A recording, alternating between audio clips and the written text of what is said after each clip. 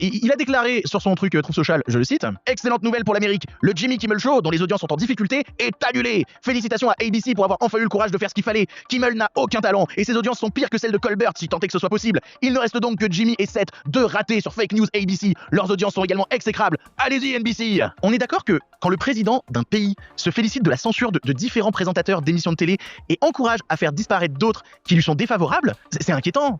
Non, sans déconner, c'est inquiétant. Quand bien même on serait d'accord avec le gars, le leader d'un pays qui met la pression à des groupes de médias privés, pas des médias publics, des médias privés, pour demander le renvoi d'avis contraires aux siens, je sais pas, c'est une forme d'autoritarisme un peu inquiétante dans le fameux pays de la liberté d'expression. Jimmy Kimmel Live sera remplacé vendredi par un hommage spécial à Charlie Kirk sur les stations affiliées ABC de Sinclair. L'entreprise exige que Kimmel présente des excuses à la famille de Kirk et envoie un don personnel significatif à eux et à Turning Point USA, l'organisation fondée par Kirk qui défend la politique conservatrice dans les lycées et les universités. C'est quoi ça ?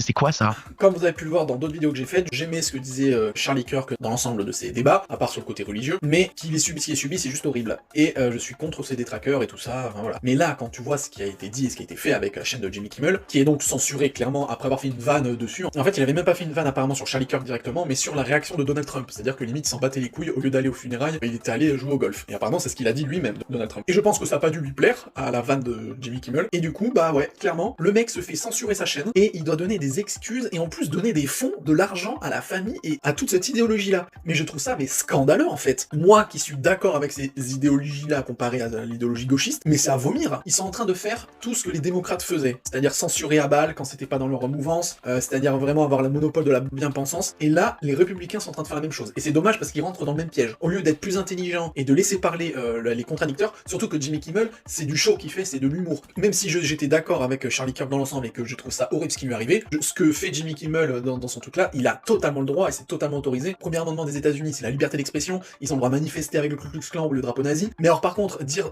du mal du président qui en gros n'est pas allé au truc de Charlie Kirk et tout, ça c'est censurable et en plus il doit donner de l'argent et tout ça, mais c'est juste une putain de dinguerie. Vraiment là c'est scandaleux quoi. Et ensuite il y a un tweet qui dit que Donald Trump apparemment il serait pour censurer les chaînes de télé qui seraient négatives contre lui. Donc là vraiment c'est le must du must quoi. C'est-à-dire que lui qui a été censuré auparavant par Twitter avant que Musk ne le rachète, il a chialé parce que justement il était contre un peu le système et tout ça, il chialait d'être censuré, et là maintenant qu'il est au pouvoir il veut censurer ceux qui sont contre lui. C'est vraiment une horreur. Donc là autant Trump, moi j'étais plutôt favorable à l'ensemble de son œuvre, autant là ce qu'il est en train de faire, mais il tombe dans tous les travers de ceux contre qui il a combattu. Donc vraiment je trouve ça scandaleux quoi. Le site, après que le film pro-palestinien IAM, qui discrédite nos soldats héroïques alors qu'ils se battent pour nous protéger, a remporté le prix du meilleur film lors de la honteuse cérémonie des Ophir 2025, j'ai décidé d'arrêter le financement de la cérémonie avec l'argent des citoyens israéliens. À compter du budget 2026, cette cérémonie misérable ne sera plus financée par l'argent des contribuables. Ça me rappelle un truc ça, genre couper des financements publics quand on n'est pas d'accord avec la ligne politique des artistes.